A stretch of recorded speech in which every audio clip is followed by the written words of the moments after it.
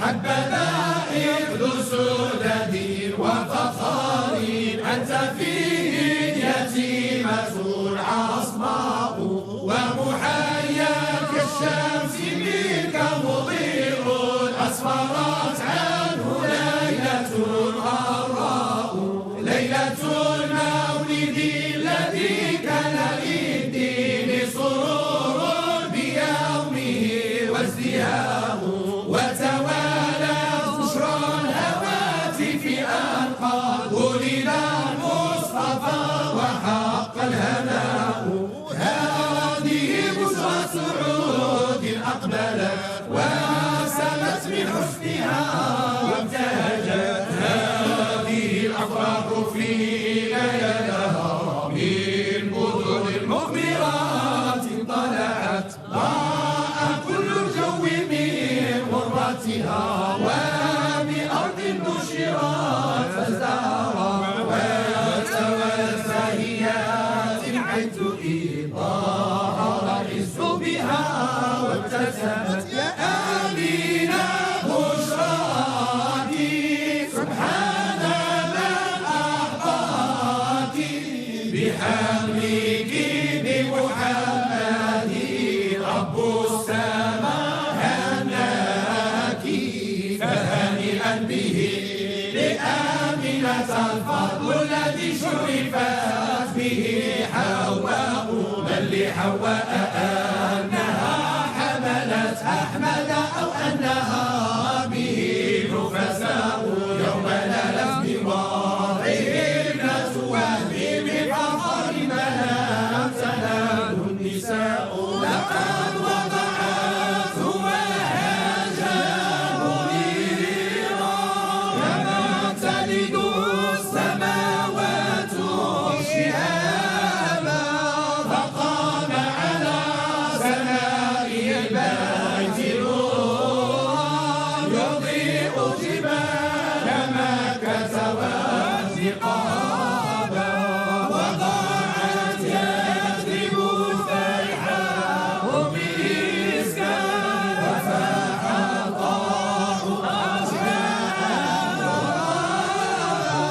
على الزهراء قد جاوز قلبي بمدحك بعد أنني اكتسابا فما عرف البلاغة دون ليالي أو لم يلتفت له كتابا مدحت المالكين فزدت قدرا وحين مدحتك اشتزت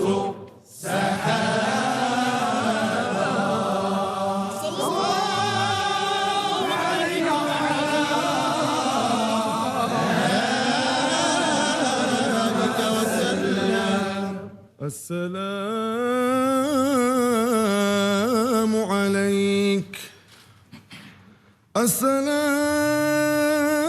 السلام عليك يا من خلا عليه مولاه برود عنايته فضلا وإحسانا وتوجه بتاج رضاه وكرامته سرا وإعلانا السلام عليك يا من اصطفاه ربه يا من اصطفاه ربه أشرف الخلق أجمعين وخاطبه بقوله وما أرسلناك إلا رحمة للعالمين.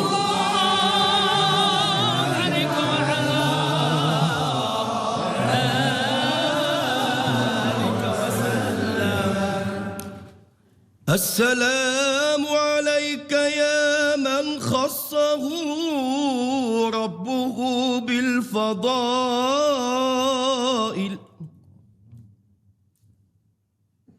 وختم برسالته جميع الرسائل،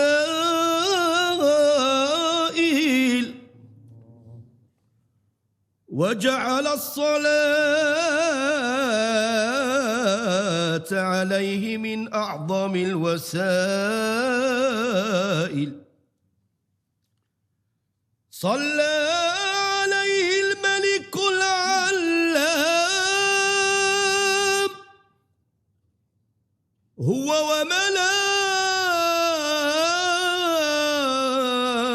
وملائكته الكرام، وأمر جميع الأنام بالصلاة عليه والسلام إلى يوم البعث والقيام.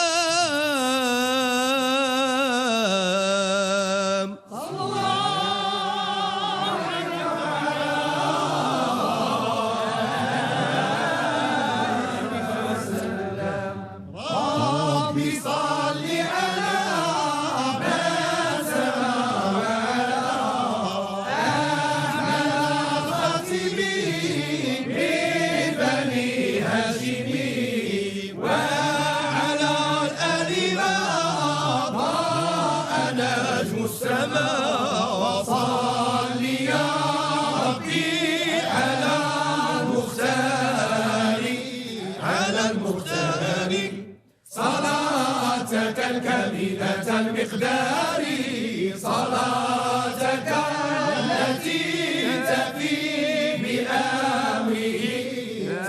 بأمره كما يليق بارتفاع قدره.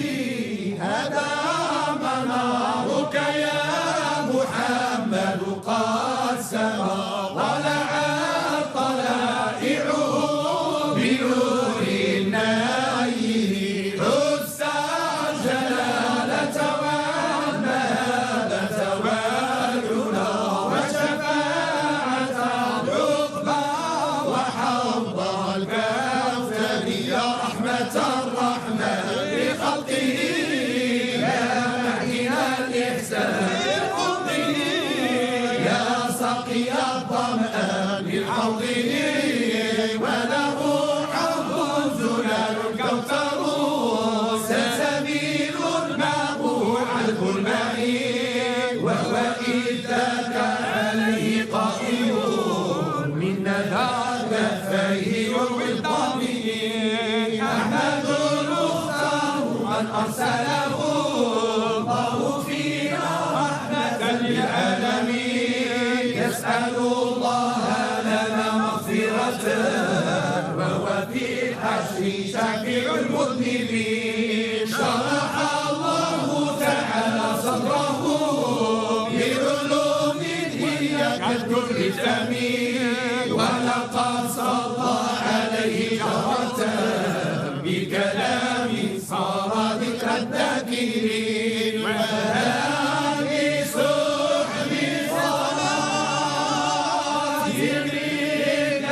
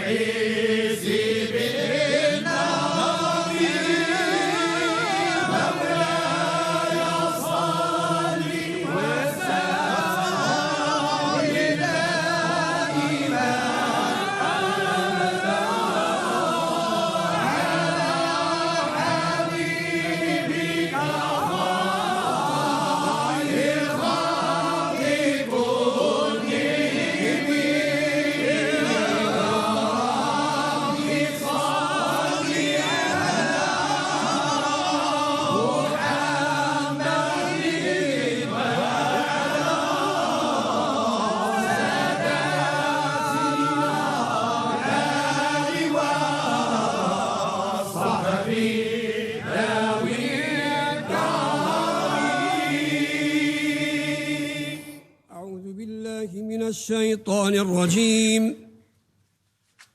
بسم الله الرحمن الرحيم. وكذلك جعلناكم أمة وسطا لتكونوا شهداء على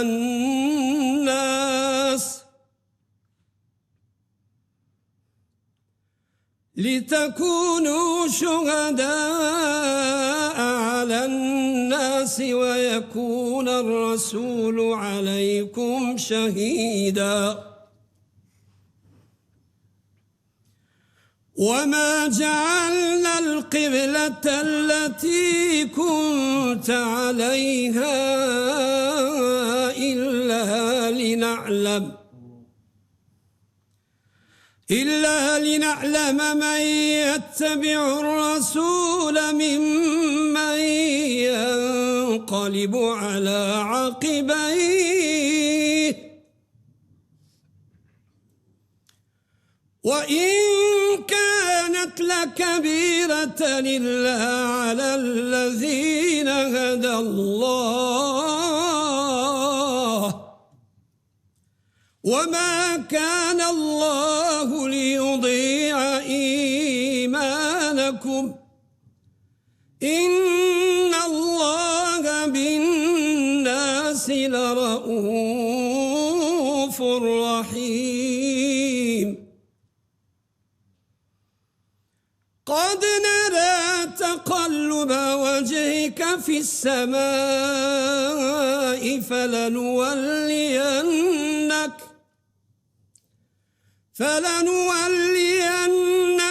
قبلة ترضاها فول وجهك شطر المسجد الحرام وحيث ما كنتم فولوا وجوهكم شطره وإن الذين أوتوا الكتاب ليعلمون أنه الحق من ربهم وما الله بغافل عما يعملون. آمنت بالله صدق الله مولانا العظيم. إن الله وملائكته يصلون على النبي يا أيها الذين آمنوا صلوا عليه وسلموا تسليما. اللهم صل على سيدنا محمد وعلى آل سيدنا محمد كما صليت على سيدنا إبراهيم وعلى آل سيدنا إبراهيم وبارك على سيدنا محمد وعلى آل سيدنا محمد كما باركت على سيدنا إبراهيم وعلى آل سيدنا إبراهيم في العالمين إنك حميد مجيد. سبحان ربك رب العزة عما يصفون وسلام على المرسلين والحمد لله رب العالمين.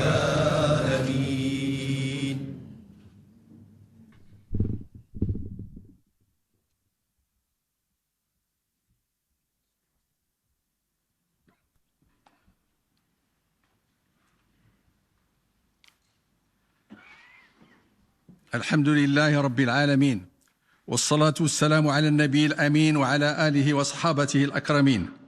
مولاي أمير المؤمنين، 20 عاما وجنابكم الشريف يتفانى فيما يرضي الله ورسوله في خدمة هذه الأمة ولا سيما بأداء أمانة حفظ دينها وفق نموذج مستمد من ثوابتها في الإمامة والعقيدة والمذهب وقيم السلوك، نموذج يضمن الوسطية ويتيح تأثيرا دينيا يستجيب للحاجيات البشرية واللوجستيكية والتعليمية.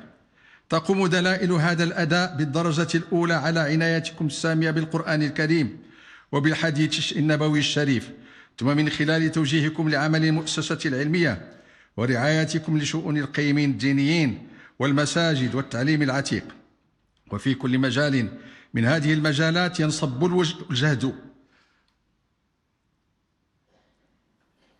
الجهد وفق توجيهاتكم على دعم المكتسبات وتنمية الخدمات ومواجهة التحديات. مولاي، إن خير ما تقبلون به على جدكم المصطفى صلى الله عليه وسلم في مقامه الأحمى في عيد مولده الأسنى عملكم المنيف لحفظ تقاليد هذه الأمة في التعلق بالقرآن الكريم وبحديث الرسول الأمين. ومن مظاهر هذا التعلق إقبال نصف مليون من الذكور والإناث على حفظ القرآن الكريم في 14,000 من الكتاتيب، تعلق تدعمونه بتأهيل الكتاتيب في طرق التلقين والتسيير والمردودية، وبتشجيع التجويد والتفسير بالجوائز المحمدية، وبتسجيل أصوات القراء على مختلف الدعامات، ونشر 1,000,000 نسخة من المصحف المحمدي، وإحياء الطريقة المغربية الأصيلة في علم القراءات. وفي باب العناية بالحديث الشريف تواصل تنفيذ برنامج الدروس الحديثية لإذاعة محمد السادس للقرآن الكريم على مقتضى القصد الذي وجهتم إليه، وهو توعية الناس بكيفية التمييز في الحديث بين الصحيح والموضوع. وتتابع لجنة من العلماء تأطير هذا البرنامج وتسديده في صنفيه التوجيهي والتفاعلي. وتجاوبا مع هذا المقصد يسود لدى العلماء وعي عميق بضرورة تجديد مدرسة مغربية للحديث تحمي الأمة من أهواء الزعامة الخارجية في هذا الباب. ومما تجدر الإشارة إليه بصدر الحديث يا مولاي أن نسخة موطأ الإمام مالك الذي أمرتم عام 2004 المجلس العلمي الأعلى بتحقيقها وقدمت لجنابكم عام 2013 قد تمت ترجمتها إلى اللغة الإنجليزية بتعاون بين المجلس العلمي الأعلى وجامعة الأخوين، وستصدر وشيكا ضمن منشورات جامعة هارفارد لتوزع بوصفها النسخة الملكية المغربية لكتاب يهم المسلمين والباحثين في العالم. أما المؤسسة العلمية يا مولاي فقد تميز عملها بدعم المكتسبات في باب التبليغ والإرشاد وتجويد الخطاب في المواضيع العلمية والاجتماعية والأخلاقية، وبإعادة تنظيم الكراسي العلمية ومواصلة الإفتاء في الشأن العام، وتأهيل الأئمة ضمن برنامج ميثاق العلماء، ووضع دليل إرشادي لتوحيد عمل العلماء وعقلنته جهويا ومحليا بخطة مدعمة ببرنامج معلوماتي. وقد أبانت استعانة المجالس العلمية المحلية بالأئمة المرشدين والمرشدات في التأطير عن نجاعات مؤكدة. أما اللجنة المالية التشاركية فقد استكملت عناصرها الثلاثة وهي البنوك والصكوك والتأمينات، وبتنسيق بين علماء مملكتكم الشريفة وعلماء البلدان الإفريقية المنضوين تحت مؤسسة محمد السادس للعلماء الأفارقة، واصلت هذه المؤسسة إرساء دعائمها في البلدان، ومن طموحاتها تأهيل أئمة المساجد حيث تتوفر الظروف بتأطير بعض المتخرجين من معهد محمد السادس الذين عادوا إلى بلدانهم. وفي باب عنايتكم السابقة بالقيمين الدينيين يا مولاي تم صرف الدفعة الأولى من الرفع من المكافأة الشهرية استفاد منها 52,000 من الأئمة تنفيذا لأمر جنابكم بتحسين تدريجي لهذه المكافأة. وفي نفس الوقت تم توسيع التغطية الصحية الشاملة لصالح القيمين الدينيين لتعم 265,000 من المنخرطين وذويهم. وقد تعزز التأطير بالقيمين الدينيين بتخرج الفوج الرابع عشر من معهد محمد السادس للأئمة المرشدين والمرشدات، هذا المعهد الذي يتابع به التكوين إلى جانب المغاربة 1070 من الطلبة والطالبات من 9 بلدان أجنبية، ستضاف إليها 3 بلدان تفضلتم مؤخرا يا مولاي بالموافقة عليها هي النيجر وتايلاند ورواندا. وفي باب العناية بالمساجد خصصت الوزارة للبناء وجوانب أخرى من الارتقاء بها 861 مليون درهم، وخصصت 300 مليون درهم لإصلاح المساجد المغلقة، كما رممت 10 مساجد تاريخية وقدمت إعانات على البناء لعدد من الجماعات والجمعيات. ويظل الاهتمام الأول للوزارة وللهيئة العلمية هو ضمان الحياد التام للمساجد على مستوى الخطاب والأنشطة والخدمات.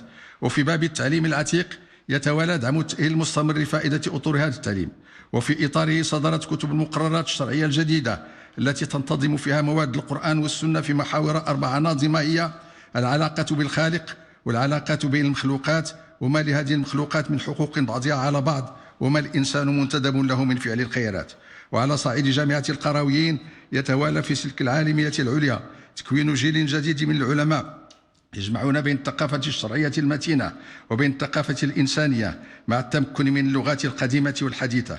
أما برنامج محو الأمية بالمساجد فقد هم برسم هذا العام الفريق 300 ألف من المستفيدين. حفظ الله مولانا الإمام بأسمائه الحسنى وأدامه ميسرا للأمة أمر دينها ضامنا لسكينتها، وحقق مراده في إصلاح حالها وإعلاء شأنها، واجعل ذلك كله لجنابه الكريم رداء عز وسؤدد وفوزا مبينا في الدنيا والآخرة. والسلام على المقام العالي بالله ورحمته تعالى وبركاته. الله يبارك من سيدي.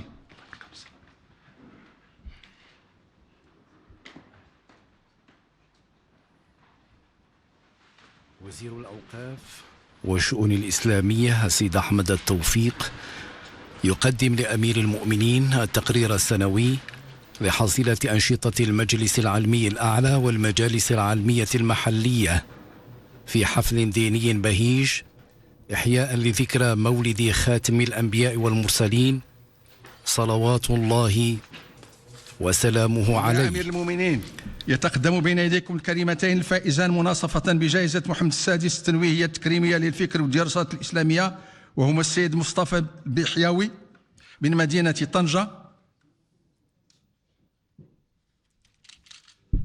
يسلم أمير المؤمنين جائزة محمد السادس التنويهية التكريمية للفكر والدراسات الإسلامية السيد حميد بالحاج بين السيد مصطفى من مدينة فاس البحياوي من مدينة طنجة والسيد حميد بالحاج السلمي من مدينة فاس. تمنح هذه الجائزة مكافأة للشخصيات العلمية المرموقة بغية تشجيعها على إنجاز أبحاث عالية المستوى في مجال الدراسات الإسلامية وتماشيا مع تعليمات الشريعة السمحة التي تحث على طلب العلم وحسن توظيفه. يتقدم للسلام على جلالة الملك السيد حاتم بن عبد الله بن سعد بن ريزة من المملكة العربية السعودية، ليتسلم من يدي جلالته جائزة محمد السادس الدولية في حفظ القرآن الكريم مع الترتيل والتجويد والتفسير فرع الحفظ الكامل مع الترتيل والتفسير. كما يتقدم للسلام على جلالتها السيد محمد مفتاح فريد من جمهورية أندونيسيا الذي يسلمه جلالة الملك جائزة محمد السادس الدولية في حفظ القرآن الكريم فرع التجويد مع حفظ 5 أحزاب. جائزة محمد السادس التكريمية في فن الخط المغربي يسلمها أمير المؤمنين للسيد العربي تراك وهو من مدينة مكناس.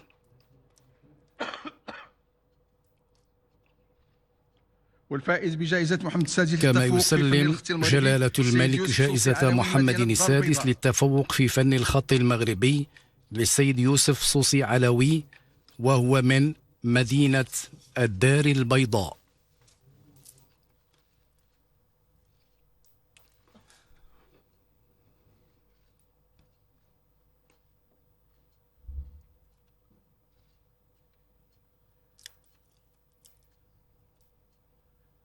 والفائز بجائزة محمد السادس التكريمية في فن الزخرفة المغربية على الورق السيد عثمان فاسي فهري من مدينة فاس. يسلم جلالة الملك جائزة محمد السادس التكريمية في فن الزخرفة المغربية على الورق للسيد عثمان فاسي فهري وهو ينتمي إلى مدينة فاس.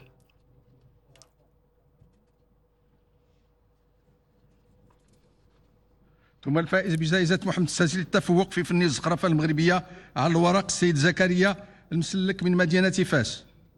جائزة محمد السادس للتفوق في فن الزخرفة المغربية على الورق من نصيب السيد زكريا مسلك من مدينة فاس أيضا.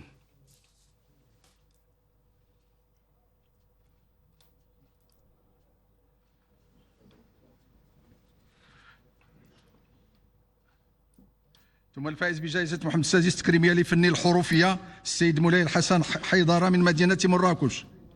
يتقدم السيد مولاي الحسن حيدرة من مدينة مراكش ليتسلم من جلالة الملك جائزة محمد السادس التكريمية في فن الحروفية. ثم الفائز بجائزة محمد السادس للتفوق لفن الحروفية السيد عبد الفتاح هراوي من مدينة بن قرير. أما جائزة محمد السادس للتفوق في فن الحروفية فقد آلت إلى السيد عبد الفتاح هراوي وهو من مدينة بن قرير. مولاي أمير المؤمنين، يتشرف أعضاء لجنة جائزة محمد السادس للفكر والدراسات الإسلامية بالسلام على جلالتكم. الله يبارك فيكم سيدي. أعضاء لجنة جائزة محمد السادس للفكر والدراسات الإسلامية يتقدمون للسلام على جلالة الملك، وهم السادة محمد الكتاني، محمد يسف، مصطفى بن حمزة،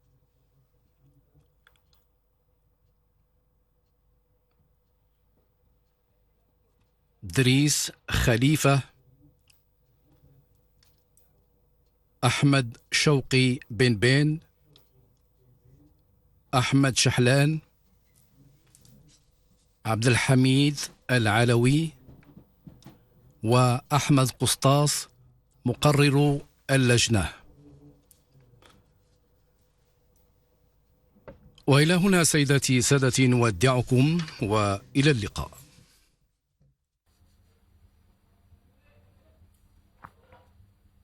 Bonsoir, vous venez de suivre en direct la veillée religieuse, présidée au Palais Royal de Marrakech par Sa Majesté le Roi Mohammed VI Amir al-Mouminin en commémoration de Eid al-Mawlid al-Nabawi Sharif. Nous y reviendrons dans nos prochaines éditions. Et à l'occasion de Eid al-Mawlid al-Nabawi, Sa Majesté le Roi Mohammed VI a bien voulu accorder sa grâce à un ensemble de personnes condamnées par différents tribunaux du royaume. Ces personnes sont au nombre de 300 et se répartissent comme suit. Les bénéficiaires de la grâce royale qui sont en détention sont au nombre de 109 détenus et se répartissent comme suit. Remise de la peine d'emprisonnement ou de réclusion au profit de 109 détenus. Les bénéficiaires de la grâce royale qui sont en liberté sont au nombre de 191 personnes et se répartissent comme suit. Grâce sur la peine d'emprisonnement ou son reliquat au profit de 36 personnes. Grâce sur la peine d'emprisonnement avec maintien de l'amende au profit de 10 personnes. Grâce sur les peines d'emprisonnement et d'amende au profit de 3 personnes. Grâce sur la peine d'amende au profit de 142 personnes. Et toujours à l'occasion de la célébration de Eid al-Mawlid al-Nabawi Sharif, Sa Majesté le Roi Mohammed VI Amir al-Mouminin a adressé des messages de vœux et de félicitations aux chefs d'État frères des pays islamiques. Dans ces messages, le souverain exprime ses meilleurs vœux et chaleureuses félicitations à l'occasion de l'avènement de l'anniversaire de la naissance du prophète de la miséricorde, prière et paix sur lui.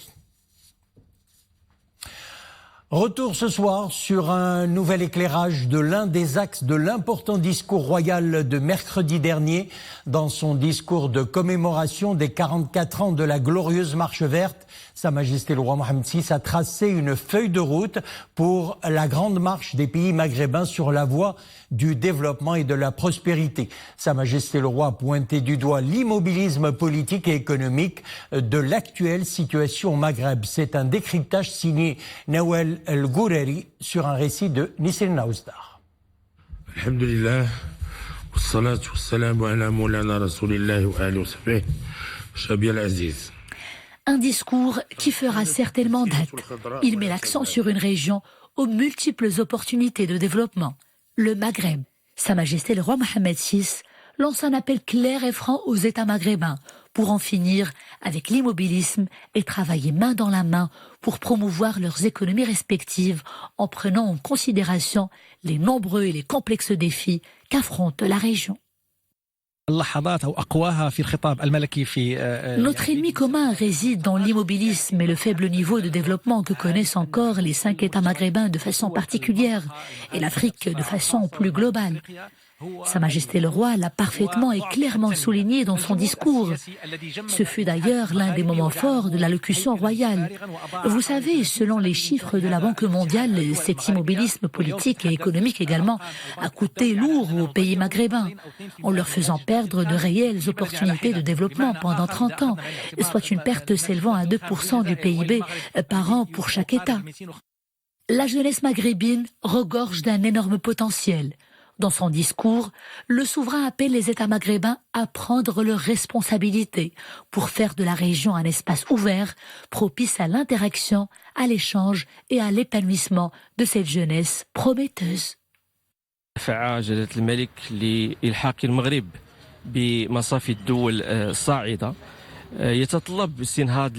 Le discours royal est d'une extrême importance. Il incite tous les pays maghrébins à prendre leur bâton de pèlerin pour mener le combat contre l'immobilisme et rattraper les opportunités perdues et surtout le manque à gagner dans plusieurs secteurs clés.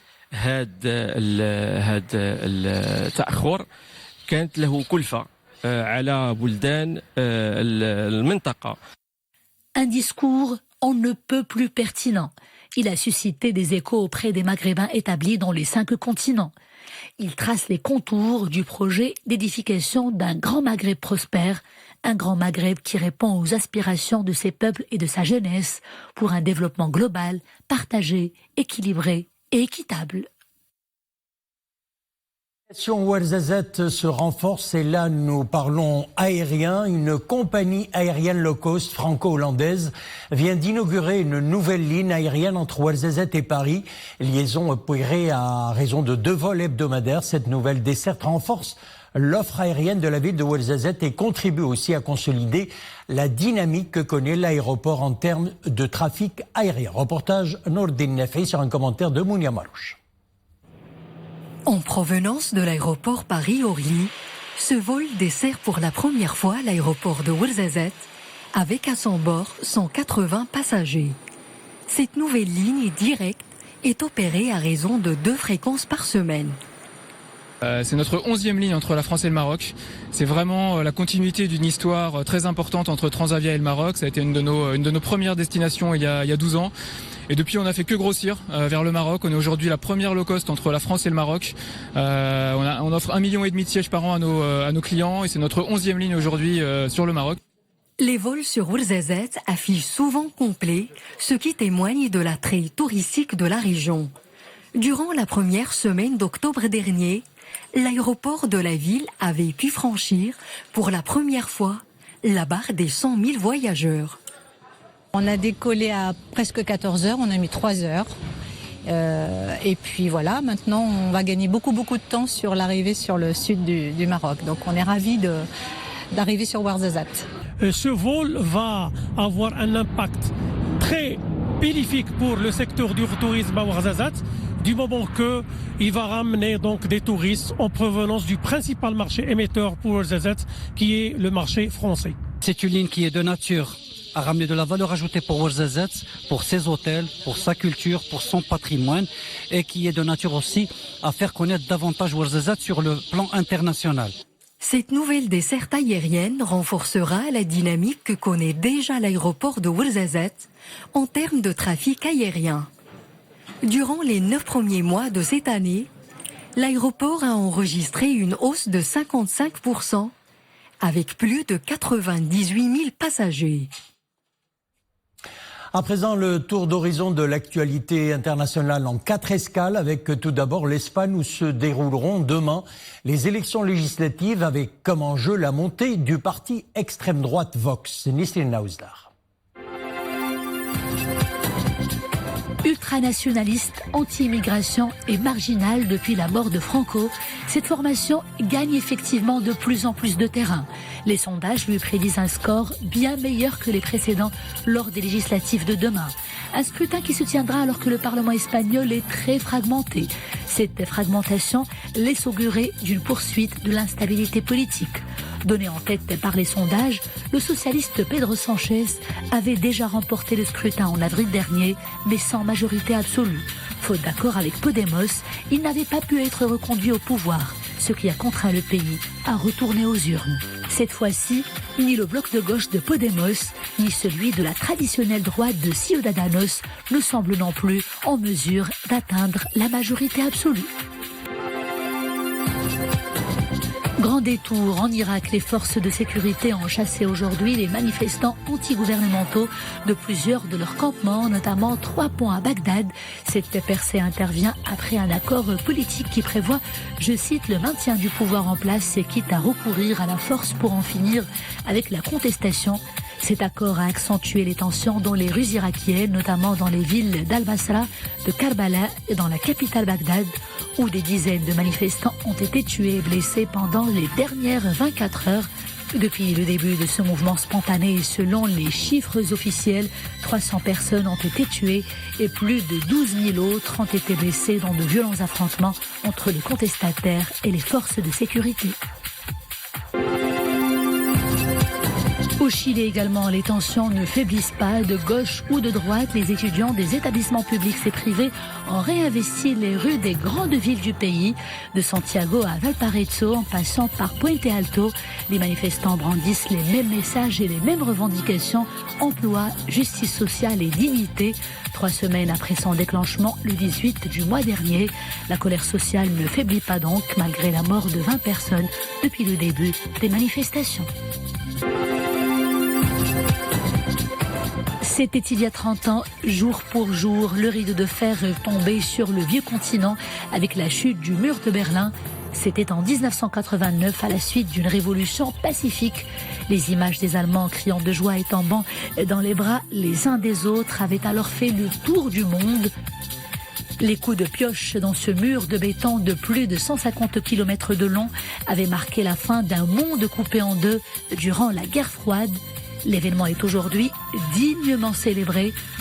Depuis la chapelle de la Réconciliation, l'un des lieux emblématiques de mémoire de cet anniversaire, la chancelière allemande Angela Merkel a exhorté l'Europe à défendre ses valeurs fondamentales comme la démocratie, l'égalité et la liberté.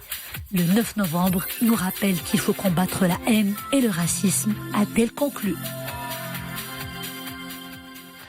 Youssef El Azzouzi, il est marocain, il vient de remporter le titre de meilleur inventeur arabe pour la 11e saison de l'émission de télé-réalité Stars of Science, diffusée par Qatar Télévision, pour son invention qui consiste en un stand d'ajustement du flux sanguin. L'invention du jeune Marocain conçue pour venir en aide aux patients atteints d'insuffisance cardiaque congestive a pu recevoir l'appui du jury et le vote du public. Youssef El Azzouzi, diplômé de l'American School of Rabat, a étudié à l'université d'Oxford en Grande-Bretagne, puis à l'université de Boston, avant de se lancer dans des études de médecine dans des universités turques. هل هي نهى أبو يوسف أم يوسف العزوزي؟ نقول ألف مبروك للذي حافظ على صدارة يوسف العزوزي من المغرب.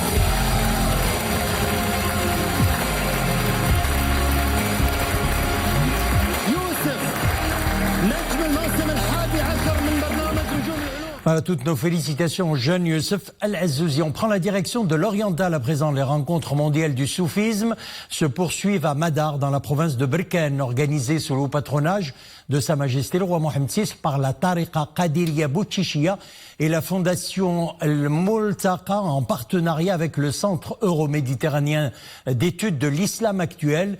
Et dans le cadre des activités marquant cette 14e rencontre, des reliques du prophète Sidna Mohammed, paix et salut sur lui, sont exposées au siège de la Zawiya Qadiriya Boutchichia, et ce pour la première fois au Maroc. Rachid Latabi, Mohamed Aitlishkar.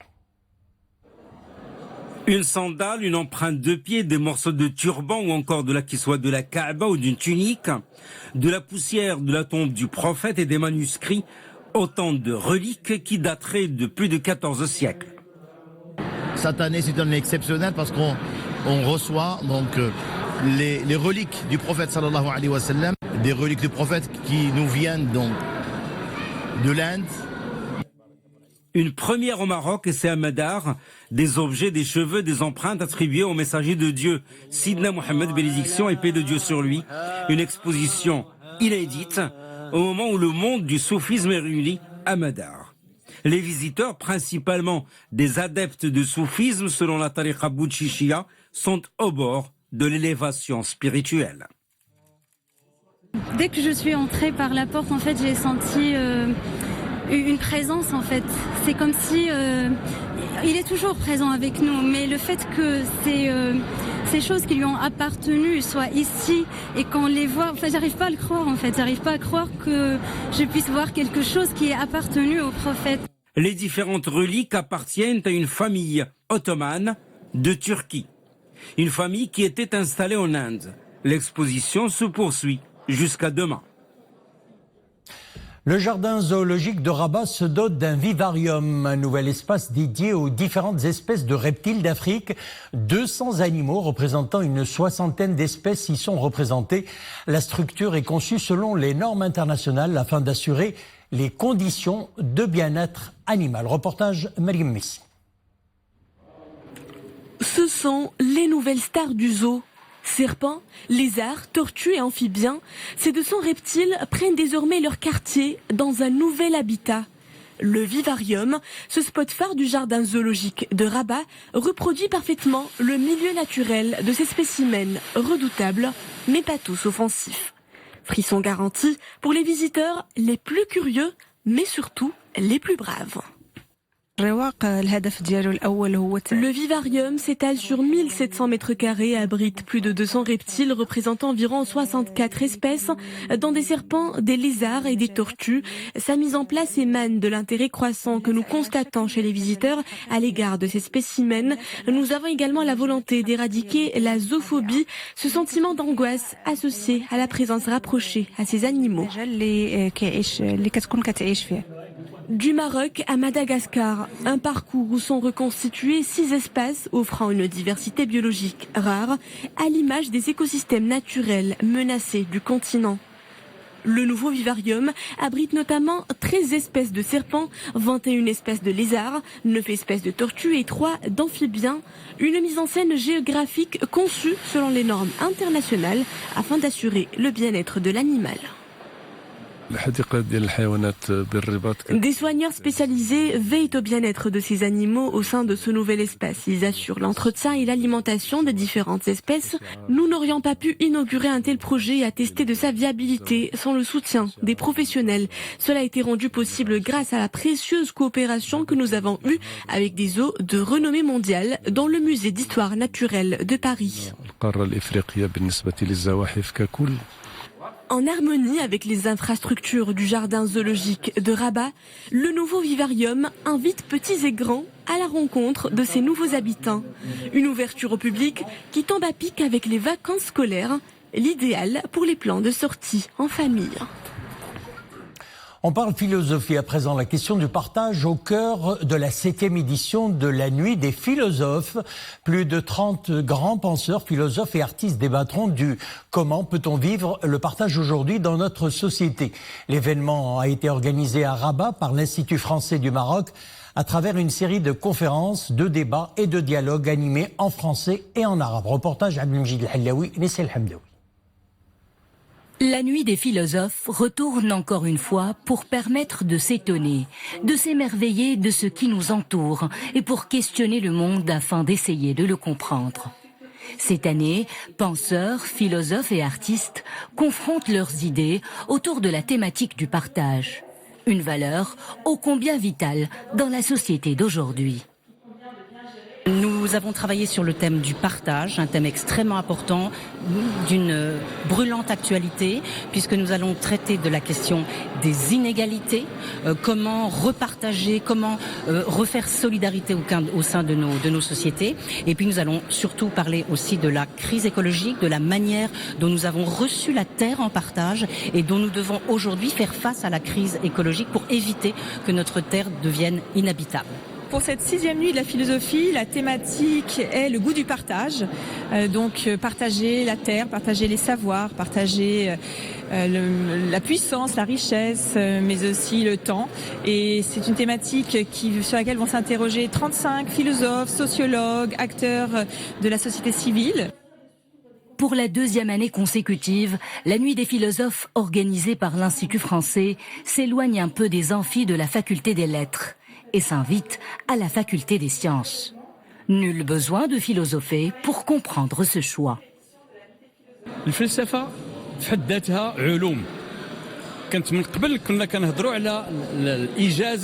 philosophie est d'abord une science. Auparavant, on parlait de licence en philosophie. Pour l'obtenir, il fallait étudier la philo, les maths, la physique, la chimie. Toutes les matières scientifiques étaient enseignées dans cette branche. Pourquoi on a accueilli cette nuit au sein de la faculté des sciences? C'est pour expliquer à nos étudiants que la philosophie doit être intégrée dans leur formation.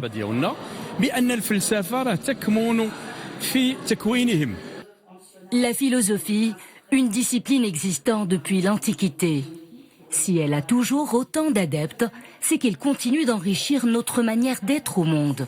Sa journée mondiale sera célébrée le 21 du mois courant. La nuit des philosophes se poursuit ce soir encore à l'Institut français de Casablanca. Voilà, c'est la fin de notre édition. Merci de l'avoir suivi. Le retour de l'info à 21h, bien sûr. Demain, vous aurez le plaisir de retrouver Nisrine Naoudar. Une excellente soirée. À bientôt.